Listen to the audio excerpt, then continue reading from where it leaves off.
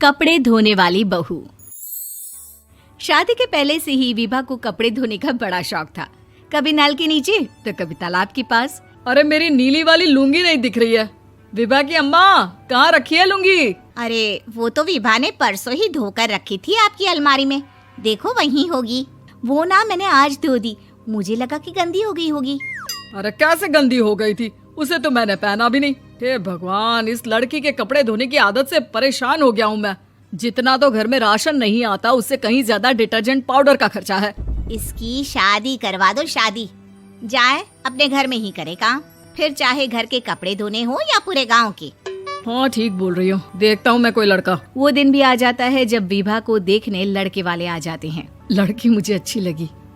होने वाली सास कहती है, बेटी अगर कुछ पूछना है तो पूछ लो। वैसे तो हमारी लड़की बहुत ही शर्मीली है, जो बोल दो वो मान लेती है, इसे क्या पूछना होगा। अरे कैसी बात कर रही हो माँ, मुझे इन लोगों के घर रहना है, सवाल तो कई है। हाँ हाँ बेटा, पूछ लो ना, क्या पूछना है। आप लोगों के घर कपड़े कौन धोता है? सास का मुंह बन जाता है। देखो, अगर तुम ये कहना चाहती हो कि तुम्हें कपड़े धोने नहीं आते तो सुन लो, कपड़े मैं ही धोती हूँ, लेकिन तुम्हारे आ जाने के बाद मैं रुमाल तक नहीं धोऊंगी। अरे चुप रहना भाग्यवान, बहू बेचारी घर आई नहीं, उसे डराना शुरू कर दिया। वो क्या है ना बिटिया, अभी तक तो ये कल्लू की माँ ही धोती थी, लेकिन अब तुम्हारे पापा तो दहेज में वॉशिंग मशीन देंगे ही।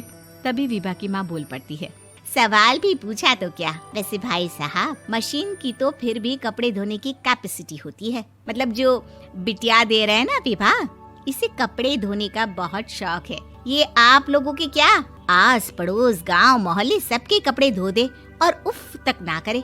बाहर देखा नहीं आपने कितने कपड़े सूख रहे हैं? सब हमारी बिटिया ने ही तो धोए हैं। बस भी करो ना माँ, शर्म आ रही इतनी तारीफ सुनकर। और तो और एक दाग निकाल कर दिखाओ तो मान जाओ। हाँ अच्छा, माफ करना बेटा, मैंने गलत समझा। हमें तो रिश्ता बहुत पसंद है। और ऐसे जुड़ जाता है रिश्ता कपड़े धोने का शौक रखने वाली विभा का। उसकी शादी हो जाती है कोयला फैक्ट्री में काम करने वाले कल्लू के साथ। शादी के बाद अचानक विभा चिल्लाती हुई सास के पास आती है। सासू माँ, अरे सासू माँ कहाँ है आप? ये तो धोखा है, धोखा दिया आप लोगों ने मुझे। इसे ससुर के चक्कर के बारे में पता चल गया। अरे तो उसमें तुझे क्यों धोखा मिला है? अरे नल में पानी नहीं आता, कपड़े कैसे कब धुलेंगे? अच्छा, तू पानी नहीं आ रहा उसकी बात कर रही है। तो आपने क्या सोचा? कुछ नहीं। अच्छा, तेरी माँ ने कहा था कि कपड़े धोने का शौक है तुझे, याद आया मुझे। शौक बोलकर कपड़े धोने वाले मेरे जुनून को कम ना आके सासू माँ, कपड़ा धोना मेरा गुरूर है। तभी पति भी वहाँ आ जाता है। अभी मैंने इसे सनी देओल की फिल्म दिखाई है, उसी के डायलॉग मार रही है माँ। अच्छा सुन, साफ साफ बता रही हूँ, पानी सुबह 4 से 6 और शाम को 10 से 12 आता है, समझी? विभा टाइमिंग सुनकर हैरान हो जाती है। ये क्या भूतों का मोहल्ला है? सुबह 4 बजे उठकर कौन कपड़े धोता है? 4 बजे टंकी में पानी जाता है, फिर सारा दिन धोना ना, किसने मना किया?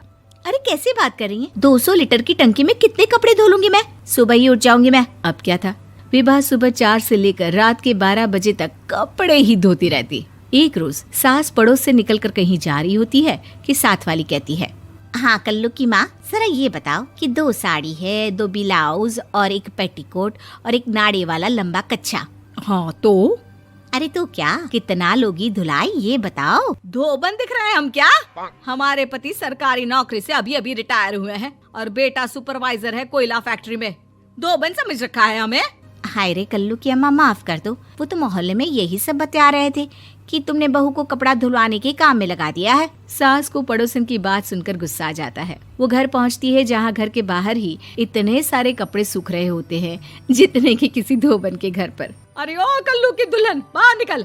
माँ जी यहीं आ जाओ, बाथरूम में चादर धो रहे हैं हम। अरे अभी हम धोते हैं, तुमको बाहर निकलो। ये आस पड़ोस वाले बोल रहे हैं कि हम बहू से कपड़े धुलवा कर उसे कपड़ा धोने वाली बना दिए हैं।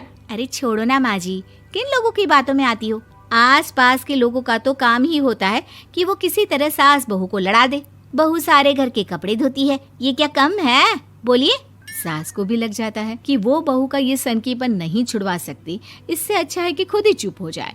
एक रोज सास और बहू मंदिर जाते हैं, जहाँ सास की साड़ी वहाँ खड़ी भीख मांगने वाली से मिलती है। माँ जी क्या बात है, आपकी साड़ी उस भिखारन से कितनी मिल रही है ना? हाँ हाँ देखो तो, दोनों की साड़ी मिल रही है। क्या बात है कल्लू की अम्मा, तुम खुद को तो अफसर की बीवी बताती हो और ऐसी सिंपल सी प्लेन साड़ी पहनकर घूमती हो। सिंपल और प्लेन नहीं है ये साड़ी। तो क्या सोने के धागे से फूल बने हैं?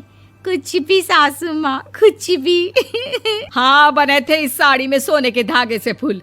मेरे पति लेकर आए थे मद्रास से स्पेशली मेरे लिए 10,000 की। ताहे भाई साहब इस भिखारन के लिए भी सेम टू सेम साड़ी लेकर आए होंगे 10,000 की। सास उस वक्त तो कुछ नहीं कहती, लेकिन बहू के साथ घर आती है और अलमारी से एल्बम निकाल कर लाती है। ये साड़ी देख रही है, ये वही साड़ी है जिसे मैंने अभी पहना था। इस साड़ी में ये जो चमकदार फूल दिख रहे हैं ना, ये सोने के धागों से काढ़े गए हैं। लेकिन तू लोकल वॉशिंग मशीन ब्रश से घिस घिस कर सारे फूलों को निकाल कर साड़ी प्लेन कर दी।